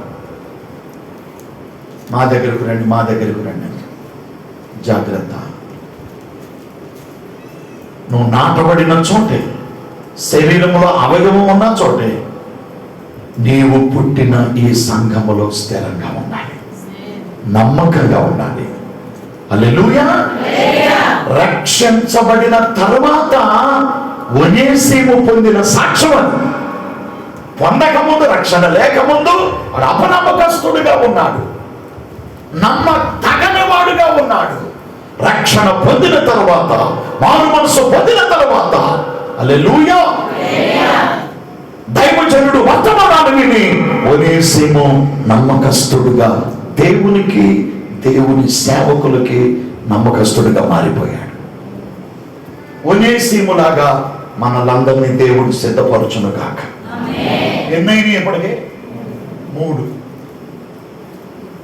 4వది త్వరగా చదవండి. ఫిలోమోను పత్రిక 12వ వచనం.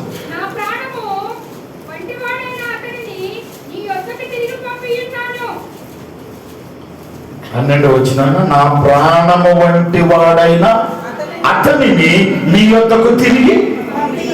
ఆహా, ఏం చెప్పాడు సార్ పాస్టర్ గారు, అపోస్తలుడు పౌలు గారు. ఎవరి గురించి? పనికి మారినోడు పనికొచ్చేవాడుగా మారిన తర్వాత వీళ్ళ మాటకి ఉత్తరం రాస్తా. ఉత్తరంలో వీడి గురించి చెప్పిన బ్రహ్మాండమైన మాట ఏంటంటే, వీడు నా ప్రాణము వంటి వాడు. నా వైపు చూడండి. పౌలు గారికి చాలా మంది శిష్యులు ఉన్నారు. యేసు ప్రభు కాదండి, ఎవరికి? ఈ దైవజనుడికి చాలా మంది శిష్యులు ఉన్నారు, కానీ ఎవరి గురించి కూడా నా ప్రాణము వంటి వాడు అన్న మాట చెప్పలా. ఎవరి గురించి చెప్పాడు?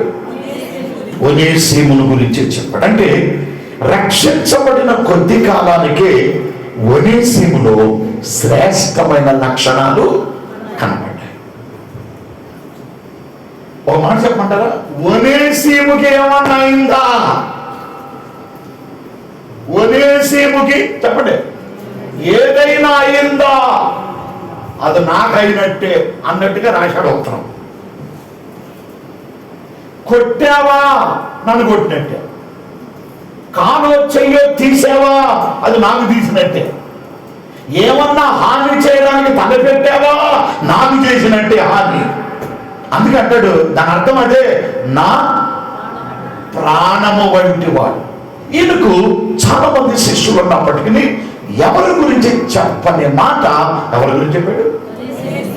ఆమె యేసయ్యకి దైవజనుడి దగ్గర అలాంటి సాక్ష్యం పొందాను. స్తోత్రం. 5వది 13వ వచనం. నేను సువార్త కొరకు బంధకములో ఉండగా నీకు ప్రతిగా అతడు నాకు పరిచారం చేయి నిమిత్తము నా యొద్ద అతని ఉంచుకొనవలెనని ఇంటిని. పరిచర్య చేయువాడు. 13వ వచనంలో ఏముందండి?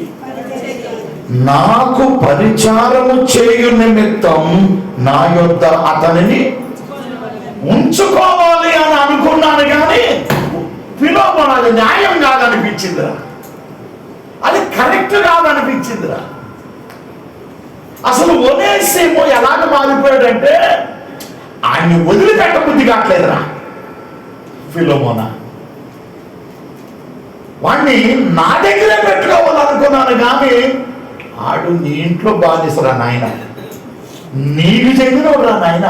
అందుకని నేను అడ్డు పెట్టుకోవటం నాకు న్యాయం కాదు అనిపించి నీ దగ్గరకు పంపిస్తున్నా. అదే కదా దాని అర్థం. మళ్ళీ నేను చదువుతున్నాను చూడండి 13. నేను సువార్త కొరకు బంధకములో ఉండగా నీకు ప్రతిగా అతడు నాకు పరిచారం చేయు నిమిత్తం నా యొద్ద అతన్ని ఉంచుకోవాలనుకుంటుంది, కానీ 14వ వచనం చివరిలో నాకు ఇష్టం లేదు నా అన్నాడు. నాకు ఇష్టం లేదు. హల్లెలూయా. కాబట్టి నీ దగ్గరికి పంపిస్తున్నా. ఇప్పుడు చెప్పండి, ఒనేసిము ఎలా మారిపోయాడంటే పరిచర్య చేయువాడుగా మారిపోయాడు, పరిచారకుడుగా మారిపోయాడు. పరిచర్య అంటే ఏంటండి? తొందరగా చెప్పండి. మీరు చెబితే నేను ముగిస్తాను. తొందరగా ఇంటికి వెళ్ళిపోదాం. పరిచర్య అంటే ఏంటి?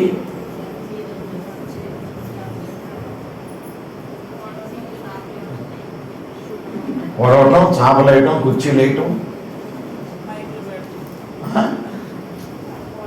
ఈ పోటీ మీద దుమ్ము అంటుకుంటున్నాను. అదేనా మీ పరిచర్య? అందుకన్నా మా చర్చిలో ఇలా ఉండదు. ఇదిగో ఆ చిన్న చిన్న పిల్లలు లాంటి వాళ్ళు, ఇదిగో ఈ సైజు వాళ్ళు, ఇంకా పెళ్ళైన వాళ్ళు కూడా, ఈ సైజు పిల్లలు ఉన్నవాళ్ళు కూడా ఒక 10 మంది 15 మంది వస్తేనే కానీ మా చర్చిలో పని ఉండదు. శుక్రవారం ఉంటుంది సాయంత్రం, శనివారం ఉంటుంది సాయంత్రం, ఆదివారం 2 ఆరాధనలు. టీవీలు పెట్టేవాళ్ళు టీవీలు, అదే ఎల్సిడీలు, ఇలాంటి ఒక 8 9 ఉంటాయి. నేను కొద్ది మందికే కనిపిస్తాను. ఈ పిఏ సిస్టమ్, సౌండ్ సిస్టమ్ పెట్టేవాళ్ళు అదొక డిపార్ట్మెంట్. కంప్యూటర్ రూమ్ ఉంటుంది, ఆన్లైన్ ఇస్తాం. ఒక 4 5 మంచి బీటెక్ చదివిన స్టూడెంట్స్ కంప్యూటర్ రూమ్లో ఉంటారు. పరదాలు వేసేవాళ్ళు పరదాలు, కుర్చీలు వేసేవాళ్ళు కుర్చీలు, ఎలక్ట్రీషియన్స్ దేనికి దాన్ని వచ్చి పడిపోయి చేస్తూ ఉంటారు. ప్రతి శనివారం వస్తారు ఇక 15 20 మంది లేడీస్. ప్రతి వారం ఫ్యాన్లు తుడుస్తారు. దుమ్ము బూసు ఎక్కడ కనపడదు. లేకపోతే వాళ్ళు కనపడరు గుళ్ళో. నేను బైబిల్ పట్టుకొని వెళ్తాను, ప్రార్థన అయిన తర్వాత బైబిల్ పట్టుకొని వచ్చేస్తాను. అందరూ యవనస్తులు, లేడీస్. ప్రార్థన అవగానే లేడీస్ చీపుర్లు పట్టుకొని చేసేస్తాను, తుడిచేస్తాను. పరిచర్య చాలా ప్రాముఖ్యం. ఒనేసిము తర్వాత కాలంలో పాస్టర్ గారు అయ్యాడు, తెలుసా? ఎవరు? ఈ దొంగ, ఈ తప్పుడోడు రక్షణ పొందిన తర్వాత పెద్ద బోధకుడు అయ్యాడు. బోధకుడు అవ్వడానికి ముందు పరిచారకుడుగా ఉన్నాడు, పరిచర్య చేశాడు. మోషే దగ్గర యెహోషువ పరిచారకుడుగా ఉన్నాడు. ఏలియా దగ్గర చెప్పండి, ఎలీషా పరిచారకుడిగా ఉన్నాడు. ప్రభు దగ్గర శిష్యులు పరిచారకుడిగా ఉన్నారు. అలాగే చిన్న చిన్న పిల్లలు, యవనస్తులు, స్త్రీలు పరిచారకులుగా మారిపోవాలి. పరిచర్య చేసే వాళ్ళని దేవుడు డెవలప్ చేస్తాడు. పెళ్లి కాకముందు, నాకు పెళ్లి కాకముందు అంటే ఇప్పటికే 34 సంవత్సరాల క్రితం జాన్ సుందరరావు గారు గుణదల్లో పాస్టర్గా ఉన్నాడు. ఆ తర్వాత ఆయన హైదరాబాద్ మార్చాడు. సుందరరావు గారు ఎంతమంది తెలుసో చేయొద్దని? Thank you. ఆయన తెలంగాణ ఐబీసీ ప్రెసిడెంట్గా పనిచేశాడు. 2019లో ఆయన చనిపోయాడు. గుణదల్లో ఉన్నప్పుడు పెళ్లి కాకముందు 4-5 సంవత్సరాలు వాళ్ళ ఇంట్లో ఉన్నాను. మా బావగారు లంగోటి కట్టుకుంటాడు. ఒక భావం అద్దెగా స్టైల్ మెయింటైన్ చేయాలి మనం. అని ఆయన బట్టలు నేను ఉతికాను. వాళ్ళ ఇంట్లో బాత్రూమ్స్, వాష్రూమ్స్ నేను క్లీన్ చేసామని పెనాయిల్, డెటాయిల్ వేసి రోజు క్లీన్ చేస్తాను.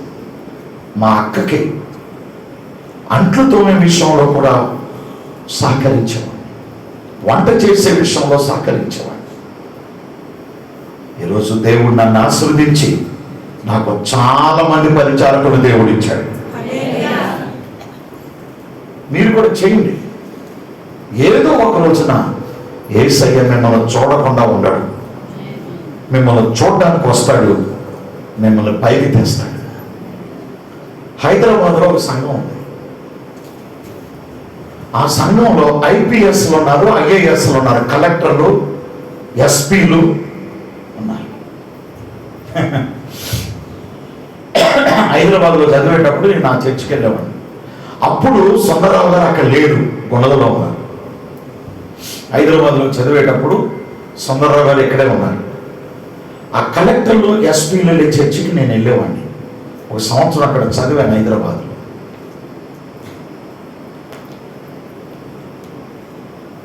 పెద్ద ఇంజనీర్లు, కలెక్టర్లు, ఎస్పీలు. అప్పుడు అందరూ చెప్పులు వేసుకొస్తారు కదా, బయట స్టాండ్ ఉందిగా. ఏంటి అడుగుతాను, ఉందా లేదా? అయిపోతుందిలే, దండం పెడతా. అంచెలు లాగుతాడు అనుకోమాట. స్తోత్రం. ఆ చెప్పులు స్టాండ్ ఉంది కదా, అక్కడ నిలబడేవాళ్ళు అండి కలెక్టర్లు, ఎస్పీలు. చర్చికి అందరూ ఆదరించేవాడే రాదుగా, పేదవాళ్ళు కూడా వస్తారు. వాళ్ళ చెప్పులు వాళ్ళ చేతితో పట్టుకొని స్టాండ్లో పెట్టి వాళ్ళకి టోకెన్స్ ఇచ్చేవాడు. ఆ రేంజ్లో ఉన్నవాడు మన చెప్పులు పట్టుకొని స్టాండ్లో పెట్టి టోకెన్స్ ఇచ్చేవాడు. మళ్ళీ వెళ్ళిపోయేటప్పుడు ఆ టోకెన్ వాళ్ళు తీసుకొని మీ చెప్పులు వాళ్ళ చేతితో పట్టుకొని మీ కింద పెడతారు. అంత తగ్గించుకొని పరిచర్య చేస్తున్నాడు. మనం నేను చీపురు పట్టుకోవడం ఏంటి? నువ్వు ఇంట్లో పట్టుకుంటావు లేదు నాకు అనవసరం. చర్చిలో మాత్రం పట్టుకుంటే దేవుడు నిన్ను ఆశీర్వదిస్తాడు. హల్లెలూయా. ఇక్కడున్న పాస్టర్ కుమార్ గారికి సహకారులుగా ఒనేసిములాగా మారిపోవాలి మీరు, పరిచారకులుగా మారిపోవాలి మీరు. వాళ్ళ నాన్నగారి కంటే ఎక్కువ పరిచర్య మీరు ఇప్పుడు చేయాలి.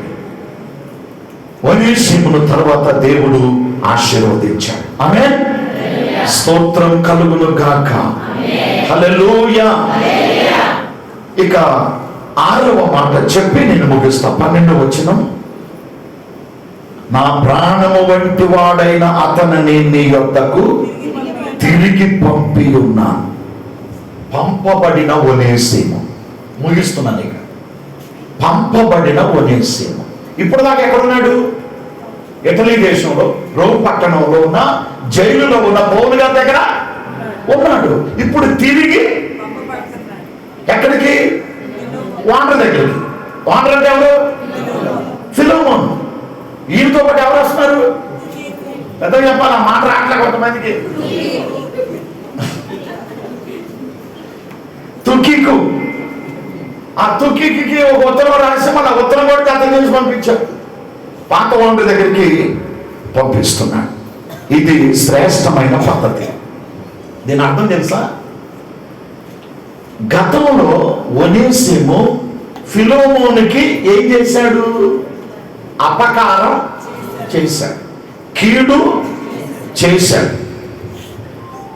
ఎవరికైతే అపకారం చేశాడో, కీడు చేశాడో అక్కడికే పౌలు గారు చెప్పండి ఒనేసిముని పంపిస్తున్నాడు. దాని అర్థం ఏంటంటే, వెళ్ళి నీ వాండర్ దగ్గర నీ తప్పును ఒప్పుకొని అతని తప్పుని దిద్దుకొని సరి చేసుకోవాలి అనే ఉద్దేశంతో పౌలు గారు పంపిస్తున్నాడు. అలాగే దేవుణ్ణి తెలుసుకోకముందు, బాప్తిసం పొందకముందు, రక్షణ పొందకముందు, అర్థమవుతుందా?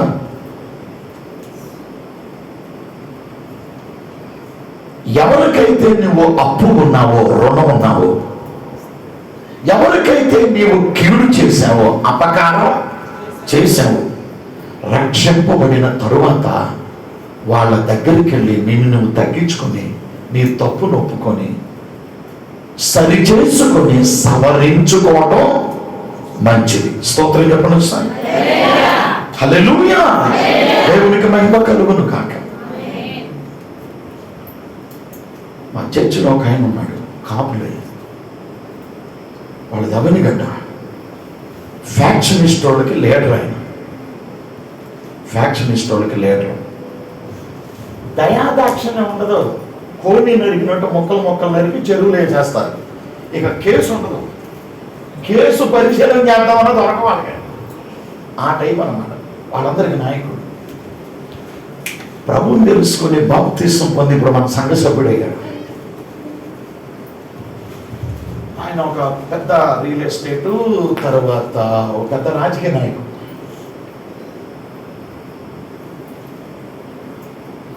మనం చెప్పే వాక్యాలు విని బ్రహ్మాండమైన పని చేశాడు. నేను ముగింపులో చెప్తున్నాను.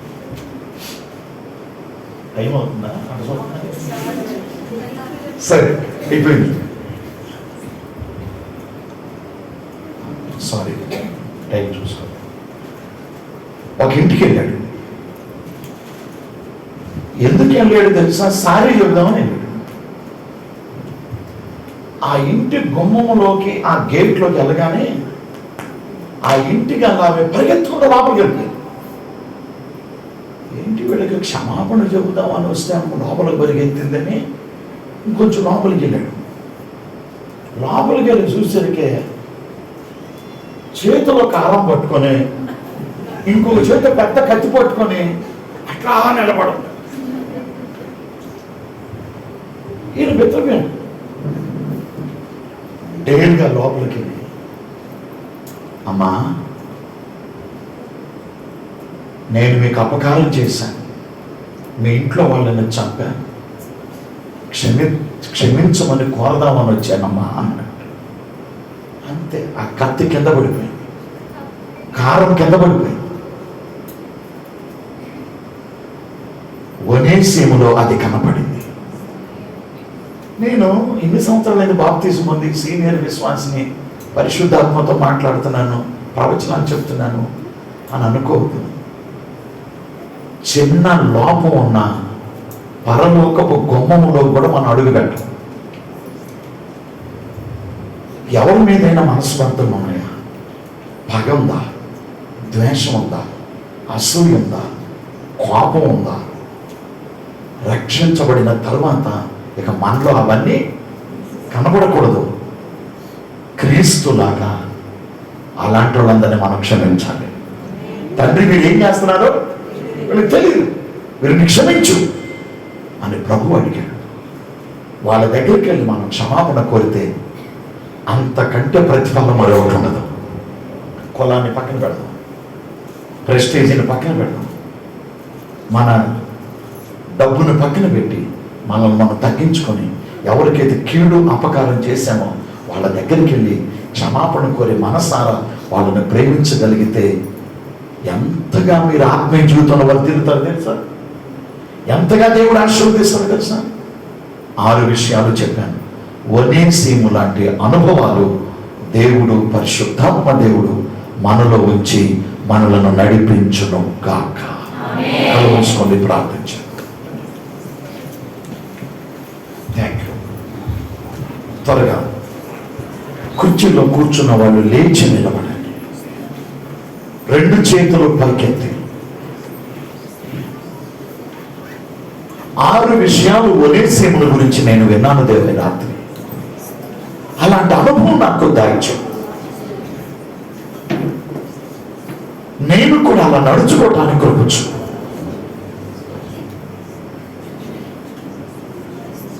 దైవ సేవకుల్ని ఆత్మీయ తండ్రిలాగా భావించాలి. ప్రయోజనకరమైనడుగా మారిపోయాడు. ప్రాణము వంటి వాడుగా మారిపోయాడు. పరిచర్య చేయవాడుగా మారిపోయాడు. నమ్మకస్తుడుగా మారిపోయాడు. వెనక్కు తిరిగొచ్చి యజమానుని క్షమాపణ కోరుకునేవాడుగా ఉన్నాడు. అలాంటి స్వభావముతో నన్ను నింపుమని ప్రభుని అడుగుదాం. 2 చేతుల పైకెత్తి చెప్పబడిన వాక్యము కొరకై గట్టిగా ఒకసారి స్తోత్రాలు చెల్లించుదాము. హల్లెలూయా. స్తోత్రం, స్తోత్రం చెప్పాలి గట్టిగా.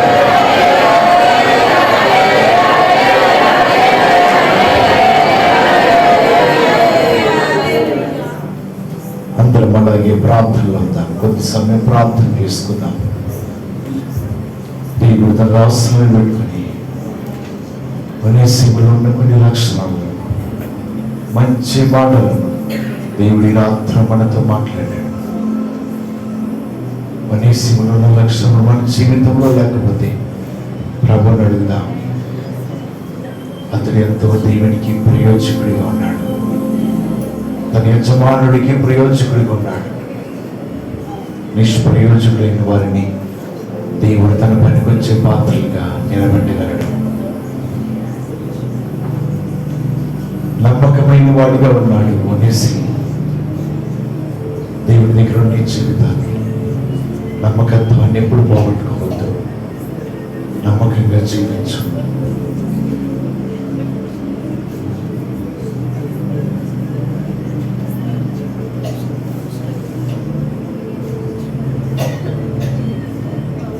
ఈ రాత్రి ప్రభువా, నీ విషయంలో నేను నమ్మకంగా ఉన్నాను, నమ్మకంగా జీవిస్తున్నాను. ప్రయోజనం లేనివాడు ఎప్పుడైతే ప్రయోజకుడయ్యాడో నమ్మకత్వాన్ని కూడా సంపాదించుకున్నాడు. ప్రభు దగ్గర మన జీవితాలు అట్టి విధమైన నమ్మకత్వాన్ని ప్రయోజకులుగా నిలబడదాం. మంచి సాక్ష్యము పొందుకుంటున్నాడు.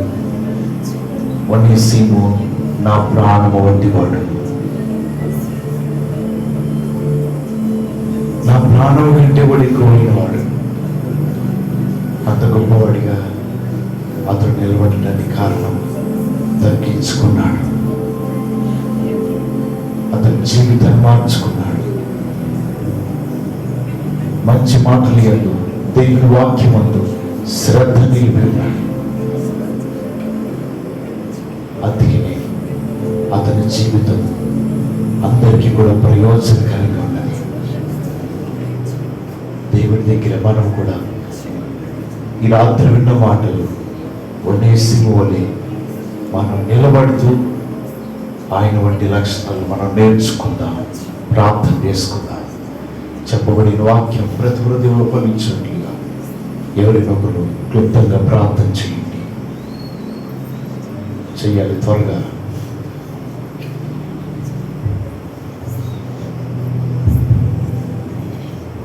మహాపరిషుద్ధుడా, మహోన్నతుడా, స్థితివాసి, పరిశుద్ధమైన పాత్ర, వందనాలు, స్తోత్రాలు, స్తోత్రాలు, స్తోత్రాలు.